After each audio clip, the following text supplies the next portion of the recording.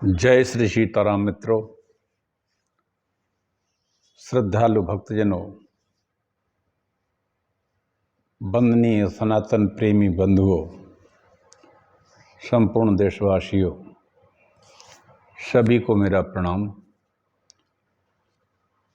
मैं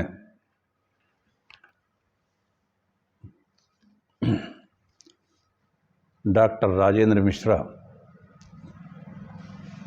शिव महापुराण की कथा का वाचन कर रहा हूँ और ये कथा मैं टीकमगढ़ मध्य प्रदेश से बोलता हूँ। शिव महापुराण धीरे धीरे अपनी पूर्णता की ओर कथा चल रही है। शिव जी का महापुराण ये हमारे 18 पुराणों में तिलक जैसा है, प्रधान पुराण है। शिव जी की महिमा, शिव जी की लीला, शिव तत्व इत्यादि सभी तरह की व्याख्या इस महापुराण में शिव जी की है, जो मैंने यथारूप जैसा इसमें है वैसा ही कहा है। और इस समय कथा जो है वायवीय संगीतका के उत्तराखंड में चल रही है। आइए हम एक छोटा सा मंगलाचरण करते हैं।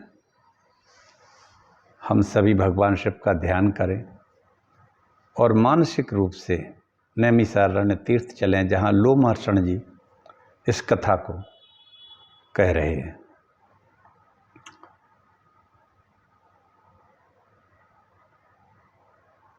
नमोस्तु रामाय सा लक्ष्मणाय देव्यै च तस्यै जनकात्मजायै। नमोस्तु रुद्रेन्द्रयमानिलेभ्यो नमोस्तु चंद्राग्निमरुद्गणेभ्यः। जग मंगल गुण ग्राम राम के, दानी मुकुट धन धर्म धाम के। प्रभु समरथ सर्वज्ञ शिव, प्रभु समरथ सर्वज्ञ शिव। सकल कला गुण धाम, जोग ज्ञान वैराग्य निधि। प्रणत कल्प तरुनाम, विश्वनाथ ममनाथ पुरारी। त्रिभुवन महिमा विदित तुम्हारी। चर अरु अचर नाग नर देवा, सकल करहि पद पंकज सेवा। अखंड मंडलाकारं व्याप्तं येन चराचरं, तत्पदं दर्शितं येन तस्मै श्री गुरुवे नमः। वक्रतुंड महाकाय, सूर्यकोटि समप्रभा। निर्विघ्नं कुरु मे देव सर्वकार्येषु सर्वदा। भवानी शंकरौ वंदे श्रद्धा विश्वास रूपिण्यौ। याभ्यां विना न पश्यन्ति सिद्धाः स्वान्ताः स्थमेश्वरम्। नमस्ते नीलकंठाय वेद से परमात्मने। विश्वाय विश्वबीजाय जगदानंद हेतवे। नारायणं नमस्कृत्य नरं चैव नरोत्तमं। देवीं सरस्वतीं व्यासं ततो जयमुदीरयेत्। ओम नमो देव्यै महादेव्यै शिवायै सततं नमः। नमः प्रकृत्यै भद्रायै, नियता प्रणता स्मताम्। तुलसीदास के पद कमल बारंबार मनाए। गुण गावहु श्री राम के, हनुमत होई सहाय।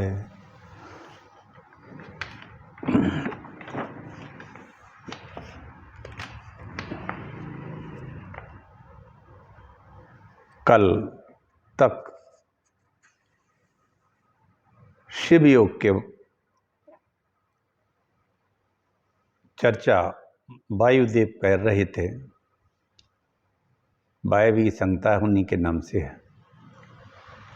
उन्होंने कहा कि हमेशा बाहर भीतर, भीतर बाहर, मन वाणी काया के भेद से 3 प्रकार से मेरा भजन होता है। वाणी से होता है, मन से और काया से। जप, कर्म, तप, ध्यान, ज्ञान, ये 5 प्रकार से सत्पुरुषों ने धर्म को कहा है। अब कोई कहे धर्म क्या है? एक तो धर्म है कि परहित सरिस धर्म नहीं भाई, पर पीड़ा कछु नहीं अधमाई। इस संसार में सर्वश्रेष्ठ धर्म गोस्वामी तुलसीदास जी ने कहा है कि सदैव सबको हित करना चाहिए। कहने का आशा है कि सभी में भगवान श्री राम जी का चेतना कहें या राम जी की ही विभूतियां सारे संसार में व्याप्त है। यह सारा संसार राममय है, या ये कहें कि शिव जी जैसा है, शिवमय है। ये समष्टि दृष्टि होती है योग की। जप, कर्म, तप, ध्यान, ज्ञान, ये 5 प्रकार के क्रियाओं को धर्म कहते हैं। जप, कर्म, तप, ध्यान और ज्ञान, इसको सत्पुरुषों ने धर्म कहा है। मेरे नाम में जिसकी वाणी निरंतर लगी रहे वही सार्थक है। मनोमय चित्त है उसे मनोमात्र कहते हैं। जो मेरे नाम से रहित है वह कुछ नहीं। भगवान शंकर की अर्चना ही करना ही बाह्य कर्म है। मेरे निमित्त शरीर का शोषण करना तप है। जप पंचाक्षर का अभ्यास करना है, प्राणायाम का अभ्यास है। रुद्राध्याय का अभ्यास करना ही अभ्यास है। ध्यान मेरे रूप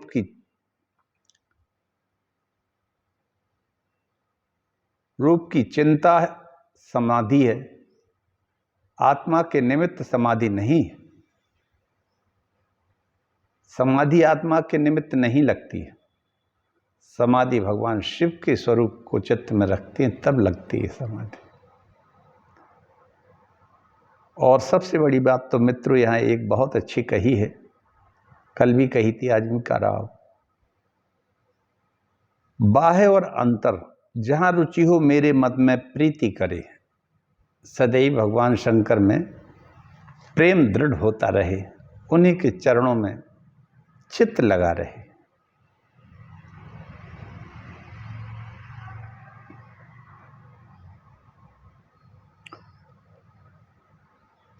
बाह्य पूजा से अभ्यंतर पूजा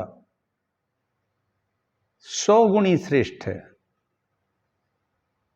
मानसिक पूजा जब कोई करता हो, सदैव करता हो, निरंतर करता हो, वो बाह्य पूजा से मानसिक पूजा में तो किसी उपचार की जरूरत ही नहीं है। हमें 10,000 करोड़ अगर कमल दल या कमल के पुष्प चढ़ाना है तो हम मानसिक पूजा में तो चढ़ा सकते हैं।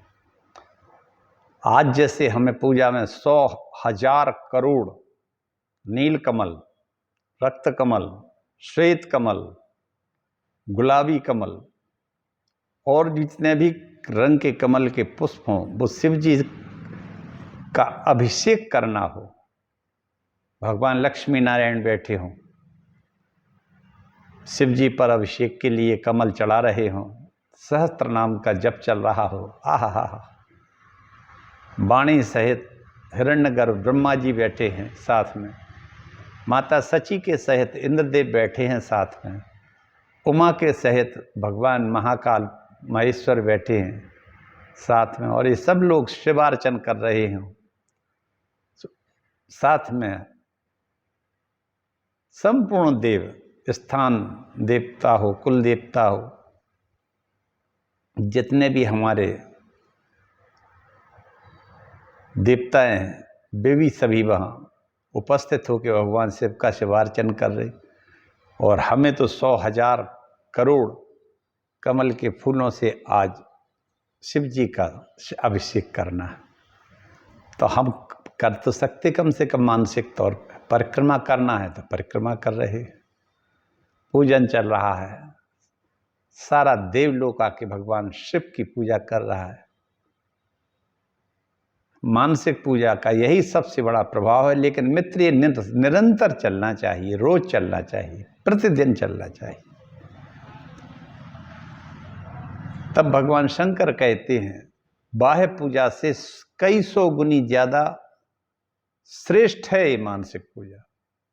जिसका अंतःकरण मलिन है वह पवित्र होते हुए पे भी अपवित्र है। पवित्र अब मन तो अंतःकरण तो जो पूरी तरह मलिन है, फिर बाह्य पूजा करने से क्या होता है? और आभ्यंतरिक पूजो, मानसिक पूजन तो हो ही नहीं सकता है, क्योंकि मन ही तो मलिन। मलिनता अगर अंदर है तो कैसे होगा? तो अपवित्र ही रहता है। बाह्य और अभ्यंतर में जो भावपूर्ण भजन है वही मेरा भजन है। भाव रहित भजन भजन नहीं होता है। जो प्राणी बाहर भीतर एक जैसे भाव का हो वही मेरा अत्यंत प्रिय रहता है। ऐसा भगवान शंकर पार्वती जी से कहते हैं मित्रों कि अंदर और बाहर जो एक जैसी क्रिया हो, निंदा रहित है, उसे मैं भाव के अनुसार फल दे देता हूं। जो फल फूल की अपेक्षा त्याग कर मुझ में मन लगा देता है वही तो मेरा प्रिय है। जिनका मुझ में भाव है उसको निर्वाण पद दे देता हूं। मैं अपना लोक ही उसको प्रदान कर देता हूं। सायुज्य मोक्ष देता हूं, सामीप्य मोक्ष देता हूं, सालोक्य मोक्ष देता हूं और सारूप मोक्ष देता हूं। ये चारों प्रकार के जो मोक्ष है मैं चारों को चारों दे सकता हूं, दे देता हूं। निर्मल मन जन सो मोहि भावा, मोहि कपल छल छिद्र न भावा। निर्मल मन जन सो मोहि पावा। हमें तो निर्मल मन चाहिए है, निर्मल व्यक्ति चाहिए। उसका स्थान हृदय में मलिनता नहीं हो तो मैं साफ जगह में बैठूंगा। अब गंदगी भरी पड़ी है अगर हृदय के अंदर मन में, तो मैं कहाँ बैठूंगा? भगवान भोलेनाथ कहते हैं अरे भाई, निर्मल मन जन तो कम से कम कर लो, इसमें तो कुछ लगना नहीं है। अरे कपड़े जैसी बाहर की चीजें तो साफ करते रहते हो तरह तरह के वॉशिंग पाउडर से। हमारे नाम से आप अपने मन को पहले निर्मल कर लो, फिर बुलाओ, मैं तुम्हें वहीं आता। भोलेनाथ है।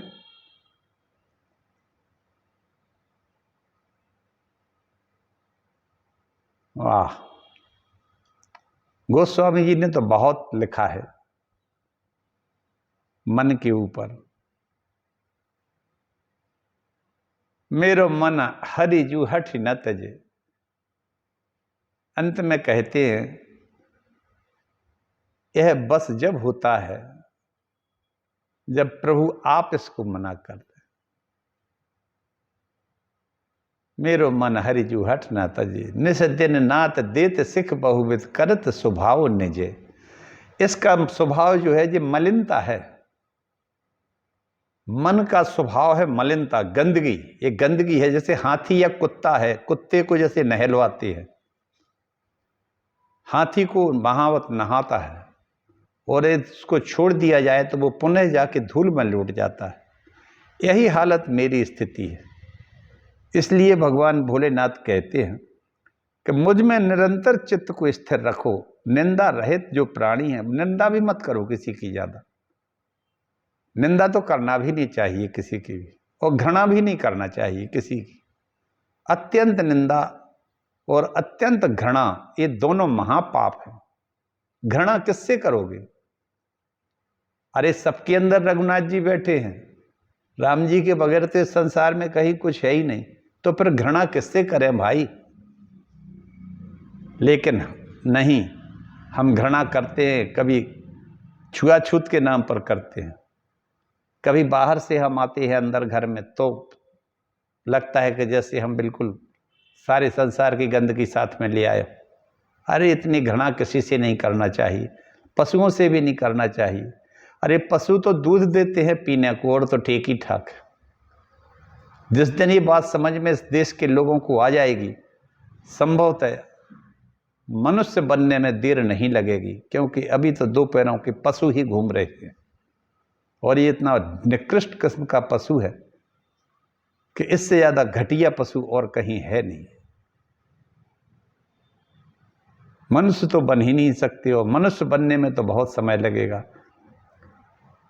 जब एक गाय, एक भैंस, एक बकरी, एक ऊंट आपके खाने के लिए दूध दे देता है, तब तो निश्चित मान के चलो कि हमसे अच्छे हैं वो। उनकी कुछ विशेषताएं हैं गुणों की।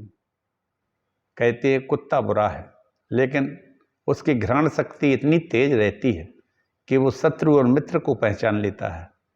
लेकिन दुर्भाग्य कि हमारी धरती पर, हमारे ही भारत के कुछ हिस्से में और विश्व के कुछ हिस्से में कुत्तों तक को खाया जाता है। गौमांस तो खाते ही हैं लोग।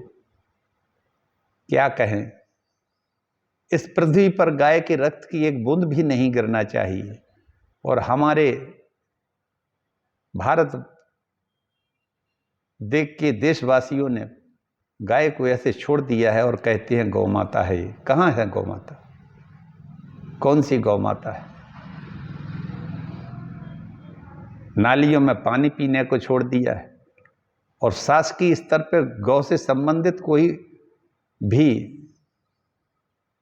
कार्यक्रम, कोई भी फैक्ट्री, कोई भी दुग्ध के उत्पाद का कारखाना भी नहीं लगाया है और गौ माता है। गौ माता घूम रही है रोड पर, पॉलीथिन खा रही है।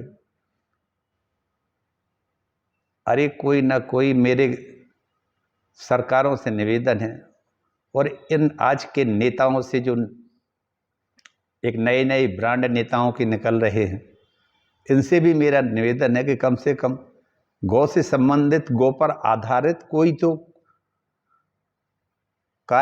ऐसा कार्यक्रम बनाओ जिससे गौदुग्ध का उपयोगिता बढ़े और गायों को पालें, सब लोग खाना दें। भैंस क्यों नहीं घूमती है रोड के ऊपर? इसलिए कि भैंस का दूध जब तक मिला लिया, इसके बाद कटने के लिए उसको कसाई के हाथों बेच दिया जाता है। बस उसका एक ही उपयोग ही है। चलिए हम भाव में बह गए, आगे की बात करते हैं। शिव जी कहते हैं कि इस तरह से मानसिक जो पूजा मेरी की जाती है वो सर्वश्रेष्ठ है, कई सौ गुना ज़्यादा। लेकिन निरंतर जो मेरा मानसिक पूजन करेगा, फिर वो तो मनुष्य बन जाएगा, वो पशु रहेगा ही नहीं। फिर उसको ना तो काम सताएगा, ना क्रोध सताएगा, ना आलस सताएगा और ना ही वो नशेड़ी बनेगा, क्योंकि आजकल नशेड़ी तो इतने हो गए हैं। कल दुर्भाग्य से मैं देख रहा था कि केदारनाथ यात्रा पर जाने वाले लोग अपनी कार के ऊपर बैठकर शराब पी रहे थे। पुलिस वालों ने उनसे दंड बैठ के लगवाई, कान पकड़वाया, माफ़ी मांगी सारे देश के सामने। अरे निर्लज्जता की सीमा की हद हो गई है। वहाँ तो शराब मिलती नहीं है, घर से शराब की पेटी ले गए होंगे और साथ में वहाँ जाके, कहाँ केदारनाथ में भगवान शंकर की अगर ऐसे में बाढ़ ना आए तो और क्या आए। दारूखोर जब दारूखोरी करने के लिए बद्रीनाथ केदारनाथ जाने लगेंगे, तब तो फिर हो गया धर्म का बंटा ढार। फिर ये 5 कैसे धर्म होंगे? जप, कर्म, तप, ध्यान और ज्ञान, ये पांचों की चीजें पांचों खत्म हो गई। जप वो कर नहीं सकता है, क्यों? कि उसकी आत्मा इतनी मलिन हो गई है कि जब बैठने में मन नहीं लगता है। मैं भी मंदिर शाम को जाता हूँ मित्रों रोज, और वहाँ पर बैठे हुए हमारे साथियों में से एक व्यक्ति भी ऐसा नहीं है जो नशेड़ी ना हो। पूरे दिन सुअर की तरह मुंह चलाते रहते हैं तंबाकू खा के, और मंदिर में जाते हैं, पुजारी भी बैठा बैठा तंबाकू खाता है बाहर आके। किसी की बुराई करने का तो मेरा उद्देश्य नहीं है, लेकिन इतना जरूर है कि इन देव स्थानों को तो कम से कम बचाओ भाई। अगर शराब पीना ही है तो गोवा जाओ, समुद्र में लोटो, वहां पियो। तीर्थ स्थल थोड़ी इसके लिए है कि तुम यहां से जाके वहां इस तरह कुकर्म करने को जाओ। तो शंकर जी कहते हैं कि मेरी मानसिक पूजा, मेरी कायिक पूजा से, बाह्य पूजा से कई सौ गुनी ज्यादा श्रेष्ठ है, फलदायी है। और जो व्यक्ति मेरा इस तरह से एकात्म भाव से भजन करता रहता है, यही मेरा सनातन धर्म है। आप गर्व से कह सकते हो कि सनातन धर्म क्या है, तो हम कह सकते हैं जप, कर्म, तप, ध्यान और ज्ञान जिसमें एकात्मकता हो, शिव का ही इसमें स्मरण हो, चिंतन हो, मनन हो, वही मेरा सनातन धर्म है। मन, वचन, कर्म से कहीं किसी फल की अपेक्षा न करना, मुझ में चित्त स्थिर रखना, निंदा रहित रहना, उसे मैं भाव के अनुसार फल देता हूं और चारों तरह के मोक्ष प्रदान करता हूं। मुझे चतुर्वेदी से जरूरत नहीं है, भाई मिलेच्छी क्यों ना हो। नामे प्रियस चतुर्वेदी मद भक्तस्व अपचो अपि यह। इसका मतलब है स्वपच। स्वपच माने मलिक्ष कहलाता है। यदि ये पांचों चीजें मलेक्ष में हो तो मुझे वो ज्यादा प्रिय है उस चतुर्वेदी से जो दारूखोर है, जो मलिन है। चतुर्वेदी का मतलब किसी जाति विशेष से नहीं है। चतुर्वेदी का मतलब उनसे है जो चारों वेदों को पढ़ते हैं, लेकिन पढ़ने के अनुसार ना तो चलते हैं और ना ही दूसरों को चलाते हैं, उसको चतुर्वेदी जी कहते हैं। तो ये शिव महापुराण में वायवीय संहिता के 10वें अध्याय का 67वां श्लोक है। महात्मनां मनामनन्यानां मयि संच्यश्चेत्साम् अष्टधा लक्षणं प्राहुर्मं धर्मादि कारणं न मे प्रियश्चतुर्वेदी मद्भक्तो स्वपचो अपि यः। ना मुझे चतुर्वेदी प्रिय है, न त्रिवेदी प्रिय है और न कोई प्रिय है। हमें तो वो प्रिय है जो निरंतर मेरा चिंतन करके मुझ में स्थित रहे। ना मुझे व्यक्ति से मतलब, ना स्त्री से मतलब। जो भक्ति और प्रेम से मुझे पत्र, पुष्प, फल, पानी दे देता है या प्रदान करता है तो मैं उससे स्वीकार कर लेता हूं। शिव जी कहते हैं ये। आइए अब मैं आगे बढ़ूं। वर्ण धर्म के बारे में क्या कहा है इसको मैं आपको सुनाता हूं। मित्रों, धीरे धीरे महापुराण ये पूरा हो रहा है। ये अद्भुत महापुराण है शिव महापुराण। आप लोग सुनते होंगे कि चैनलों पर थोड़ा थोड़ा सुनाते हैं। हमने इसको पूरा आज कम से कम 6 महीने से ऊपर हो गया है लगातार बोलते हुए। पूरा सुना रहा हूं, 24,000 श्लोक सुना रहा हूं। पत्रम पुष्पम फलम तोयम यो मे भक्त्या प्रयच्छति तदहम भक्त्युप्रमस्नामि प्रियतात्मनः। सब कुछ मैं स्वीकार कर लेता हूं निर्मल की जन मन सो मोहि पाबा मोहि कपट छल छिद्र न भाव। भगवान शंकर कहने लगे, हे पार्वती, अब मैं ब्राह्मणों का धर्म कहता हूं। अब वर्ण धर्म के ऊपर आ रहा है चैप्टर। ये वायु संहिता के उत्तरखंड का 11वें अध्याय का 4था श्लोक है। व्याख्यानम ब्रह्मचर्यम च श्रवणम च तपः क्षमा शौचम शिखोपवीतम च उष्णीसम तोत्तरीयकम। भगवान शंकर कहते हैं, पार्वती, अब मैं ब्राह्मणों का धर्म कहता हूं। ब्राह्मणों को व्याख्यान, ब्रह्मचर्य, तप, क्षमा, शौच, शिखा, जनेऊ, पगड़ी, दुपट्टा इत्यादि धारण करना, त्रिकाल स्नान करना और सदैव हमारे शिव जी लिंगार्चन का पूजन करना, शिवलिंग का पूजन करना और दान देना, दया रखना, तप, संतोष, लज्जा, श्रद्धा, वेद पाठ, योग और सभी प्राणियों की हिंसा से बचना, कभी भी मद्य को ना हाथ लगाना ना पीना, मद्य की गंध भी नहीं आना चाहिए। शराब पीना तो बहुत दूर की बात है, वो जहां शराब की गंध हो वहां भी नहीं ब्राह्मण को जाना चाहिए। मेरे अर्पण की हुई नैवेद्य का त्याग, क्षमा, शांति, संतोष, चोरी ना करना, ब्रह्मचर्य, ज्ञान, वैराग्य, भस्म सेवन दुष्ट संग से विरक्ति, दिन में भिक्षा मांगना, यही मेरा ब्राह्मण यतियों का धर्म है। ये ब्राह्मण यति जो हो जाते हैं, यति एक जगह नहीं रहते, यति हमेशा चलते रहते हैं और वो भिक्षा मांगकर ही अपना पेट, उतनी ही भिक्षा मांगते हैं 5 घर की या 10 घर की। मित्रों, अब यति नहीं है। जब मैं छोटा था, मैंने बचपन में कुछ एक दो यतियों को देखा है जो केवल दंडी के रूप में रहते थे, एक दंड, धर्म दंड लिए रहते थे, 5-6 घर मांगते थे और 5-6 घर केवल उन्हीं घरों से मांगते थे जिन घरों का खाया जाता हो। मलेच्छ और निकृष्ट घरों से नहीं मांगते थे। उन ब्राह्मणों के घरों से मांगा जाता था जिनके ब्राह्मणों के घर में वेद पाठ और संपूर्ण जप तप इत्यादि धर्म, सनातन धर्मी ब्राह्मण हो, उनके घर का खाते थे। ब्रह्म राक्षसों का भी नहीं खाते थे, क्योंकि ब्रह्म राक्षस आजकल बहुत हो गए हैं और हर घर में राक्षस हो गए हैं। ब्रह्म राक्षस हो गए हैं, क्षत्रिय राक्षस हो गए हैं, जितने भी हैं सभी में राक्षसों की उत्पत्ति हो गई है। इसलिए हमारे धर्म का विनाश हो रहा है। भगवान राम ने तो अवतार ही इसीलिए लिया। साकेत धाम से आते हैं, कौशल्या माता के यहाँ अवतार लेते हैं। विप्रधेनु सुर संत हित, लीन मनुज अवतार, निज इच्छा निर्मित तनु, माया गुण गोपार। राम जी तो देखो,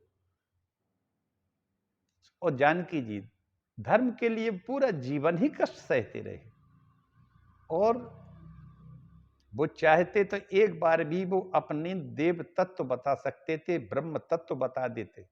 उनने कभी नहीं बताया। आदमियों जैसा रोने लगे, आदमियों जैसा हंसने लगे, आदमियों जैसा लेटने लगे, साथरी पर लेटने लगे। साथरी जानते हैं आप लोग? नहीं जानते होंगे, आजकल के लोग तो बिल्कुल भी नहीं जानते।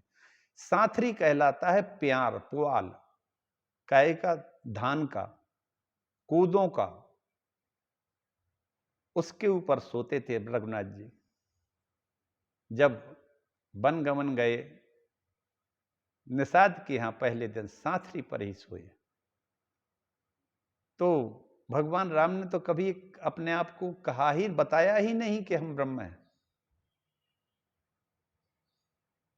आजकल तो कोई छोटा मोटा भी आदमी थोड़ा बहुत कुछ बन जाए, कलेक्टर वलेक्टर, कोई नेता वेता, अंतरी मंत्री, सरपंच वगैरह, तभी वो पूरे गांव को दहशत में रखता है। राम जी ने तो रावण के और कुंभकर्ण को भी बताया नहीं बताया। सीता जी के साथ चले,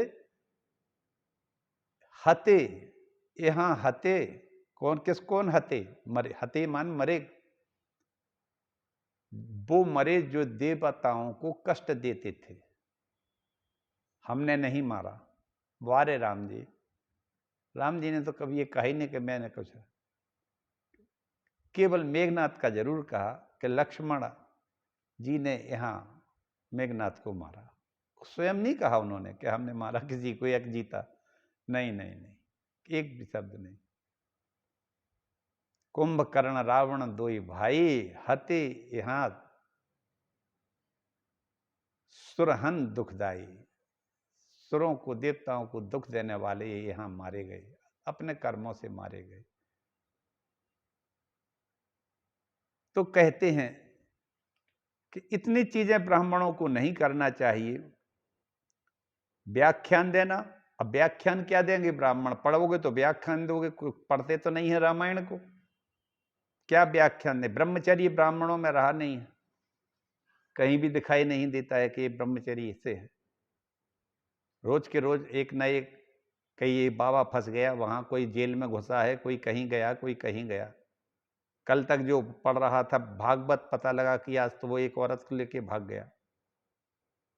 तप, तप बड़ा मुश्किल है। आजकल तो घूम रहे हैं 5 स्टार होटलों में बैठ के, एसी गाड़ियों में। वो तप क्या तपेंगे? तप कैसा होता है ये तो तपस्वी ही बता सकते हैं। क्षमा होना चाहिए, शौच होना चाहिए, शिखा, जनेऊ, पगड़ी इत्यादि होना चाहिए। भगवान शिव का लिंगार्चन करना चाहिए, दान भी देना चाहिए, दया होना चाहिए, संतोष होना चाहिए। अब संतोष कैसे? तीर्थों के ऊपर जाओ तो ऐसे लगता है जैसे सभी खाए लेते हैं। भगवान के दर्शन करने को पैसा लो, रुकने वालों से पैसा लो, लूटो जितना लूट सको। तो लज्जा, संतोष नहीं है, लज्जा भी नहीं है, श्रद्धा भी नहीं है। वेद पाठ तो करना बड़ा मुश्किल हो गया है अब। योग, सभी प्राणियों की हिंसा से बचना, शराब पीना तो छोड़ो, मद्य की गंध भी नहीं हो आए वहीं से निकलना चाहिए। अब मेरे ब्राह्मण मित्रों, अब तो ये ब्राह्मण भी दारूखोर हो गए हैं बहुत सारे, और ना जाने कितने बढ़ते जा रहे हैं। अब ये ब्राह्मणों के रूप में राक्षस पैदा हो चुके हैं, ब्रह्म राक्षस। ये तो इनकी दुर्गति होना ही है, साथ में अपनी कई पीढ़ियों को और ले जाते हैं जी ऐसे लोग। और सरकारें भी ऐसी हैं कि कहती हैं एक बोतल ले जाओ, एक फ्री में ले जाओ, एक पर एक फ्री। ये अभी कौन सा मुख्यमंत्री है जो अभी फंसा हुआ था, जो छूट गया, एक पर एक फ्री दे रहा था मुख्यमंत्री। वाह, क्या बात है। और हमारे देश के ये महात्मा, ये देशवासी, जो उसके पीने के लिए एक पर एक फ्री मिल रही है तो ले रहे हैं। घर में बच्चे रो रहे हैं, कई बच्चे अनाथ हो गए, सैकड़ों घर बर्बाद हो गए, लेकिन एक पर एक फ्री मिलने के चक्कर में बस दारू पी रहे हैं, दिन भर मजदूरी कर रहे हैं, दारू पी रहे हैं। इसमें धनवान भी वैसे ही है और गरीब भी वैसे ही है। अब तो सब धनवान हैं, कोई गरीब बचा ही नहीं, क्योंकि सभी एक पर एक फ्री लेके शराब पीते हैं और उसके बाद फिर फेफड़े खराब हो रहे हैं, खांस रहे हैं, बीमार हो रहे हैं, कफ फेंक रहे हैं, और डॉक्टरों के यहाँ खड़े हैं लाइन लगा के। मैं भी एक रिटायर्ड चिकित्सा अधिकारी हूं, इसलिए मैं कह रहा हूं ये सब बात। तो संतोष, शांति, संतोष, चोरी ना करना, ब्रह्मचर्य, ज्ञान, वैराग्य, और सब सदैव तिलक होना चाहिए माथे पर, या भस्म लगाना चाहिए यदि आप यति हैं तो। दुष्ट संग तो होना ही नहीं चाहिए, और दिन में ही भिक्षा लेनी चाहिए। यही ब्राह्मण यतियों का धर्म है, यतियों का धर्म है। क्षत्रियों का सभी वर्णों की रक्षा करना, युद्ध में शत्रुओं का वध करना, दुष्ट पक्षी, दुष्टों मनुष्यों का निग्रह करना, और समय पर ही स्त्री संग करना, सेना का रक्षण करना, सेना में रहना, सदा दूत भेजकर लोक का वृत्तांत जानना, अस्त्र शस्त्र और भस्म धारण करना, यह मेरे आश्रित क्षत्रियों राजाओं का धर्म है। अस्त्र और शस्त्र धारण करना, तिलक लगाना क्षत्रियों को भी जरूरी है। ब्राह्मणों और क्षत्रियों में दोनों एक ही चीजें हैं, और वो है तिलक। सदैव लगाना चाहिए, और कामी नहीं होना चाहिए क्षत्रिय को, बलिष्ठ होना चाहिए। जब ऋतुकाल हो तभी गमन करे, उसके पहले मुर्गी मुर्गे की तरह, सुअर की तरह नहीं रहना चाहिए। सेना का रक्षण, और जितने भी शत्रु हैं, दुष्ट हैं, देशद्रोही हैं, उनका वध करना चाहिए। कहने का मतलब सेना में जाना चाहिए, अच्छे सैनिक बनना चाहिए, और सभी वर्णों की रक्षा करना चाहिए, सभी की रक्षा करना चाहिए। ऐसा थोड़ी है केवल कि ब्राह्मणों की या गाय की रक्षा करना चाहिए या खुद की, सभी की करना चाहिए। न्याय मतलब कहने का आशय यह है कि न्यायपूर्ण तरीके से रहना चाहिए, अन्यायी नहीं होना चाहिए। वैश्यों का धर्म है गौरक्षा, वाणिज्य, कृषि, कर्म करना। शूद्र का धर्म है तीनों वर्णों की यथोचित सेवा, और स्त्री जनों का अन्य धर्म नहीं है। स्वामी की आज्ञा लेकर ही स्त्री मेरा पूजन करे। जो भर्ता की सेवा छोड़कर भजन करती है वह नरकों में जाती है। शूद्र सभी तीनों वर्णों की सेवा भाव से सेवा करे। स्वामी से रहित स्त्रियों का धर्म है देवी, व्रत, दान, तप, शौच, पृथ्वी में सोना, रात्रि में भोजन, ब्रह्मचर्य से रहना, भस्म जल से स्नान, शांति, मौन, क्षमा का आश्रय लेना। इस प्रकार मैंने संक्षेप में सभी धर्म बता दिए हैं। हे देवी, अष्टमी, 14 और पूर्णिमा एकादशी के दिन विधिपूर्वक मेरा भजन और अर्चन करें। इस प्रकार मैंने ब्राह्मण, क्षत्रिय, वैश्य, यति, ब्रह्मचारी, गृहस्थ, वानप्रस्थ, सन्यासी, शूद्र और धर्मों के धर्म वर्णन कर दिए हैं। इतने धर्म जो ऊपर बताए हैं, इसमें सभी ब्राह्मणों का धर्म ज़्यादा है, उसी में यतियों का धर्म है, क्षत्रियों का धर्म है, क्षत्रिय राजाओं का भी धर्म है, इसी में वैश्यों का धर्म है, स्त्रियों का भी धर्म है। स्त्रियों का धर्म यह है कि अपने पति से पूछकर या पति के साथ बैठकर मेरा पूजन करें। उसकी आज्ञा के बगैर पूजन करने में उतना हम प्रसन्न नहीं होते हैं। पहले पति से आज्ञा ले। शूद्र भी सभी हमारी सेवा कर सकते हैं, क्योंकि भगवान तो सभी के होते हैं, लेकिन शूद्र अन्य वर्णों की भी सेवा करे, क्योंकि शूद्र का मतलब होता है जो समझदारी से काम करता हो।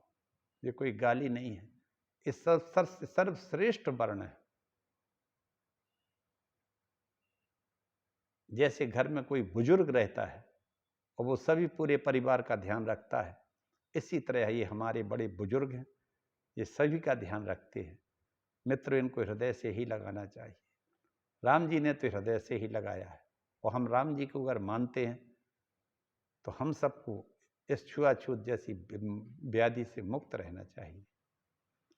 इस प्रकार मैंने ब्राह्मण, क्षत्रिय, वैश्य, यति, ब्रह्मचारी, गृहस्थ और वानप्रस्थ, सन्यासी, शूद्र और धर्मों का वर्णन कर दिया है। विरक्ता वानुरक्ता वा स्त्रियादीनां विशेष्वपि पापरिणते विलपन्ते पद्म पत्र मेवाम्बसा।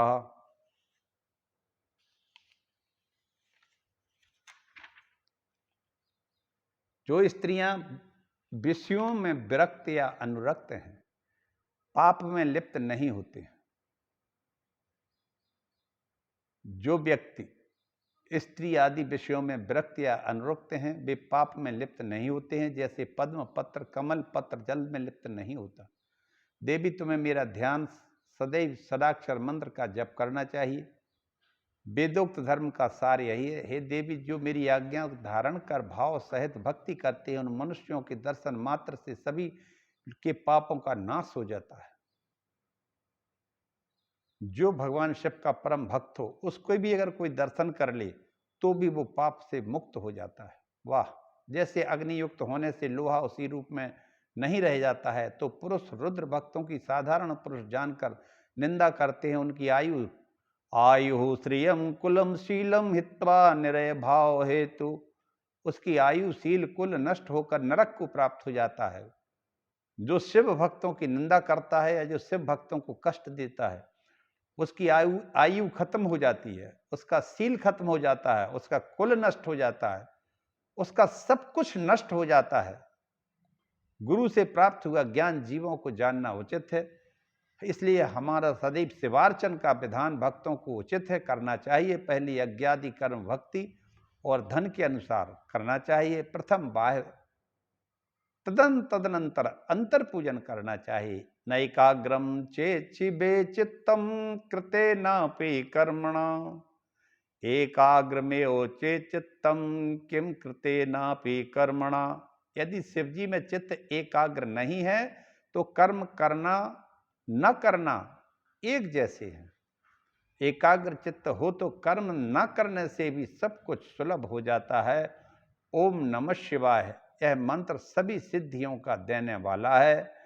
जब तक नहीं बस में मन होता, सब पूजा निष्फल जाती है। जब तक नहीं बस में मन होता, सब पूजा निष्फल जाती है। अगर मन से ये मंत्र जपे प्राणी, उसको मुक्ति मिल जाती है। शिव शंकर औढ़र दानी हैं, पल में प्रसन्न हो जाते हैं। अति पापी को भी शुद्ध करें, शिव धाम उसे पहुंचाते हैं। इस तरह से मित्रों, आज मैंने वर्ण आश्रम धर्म को पूरा कहा है। इसी के साथ मैं अपनी वाणी को विराम देता हूं। आप सबको ये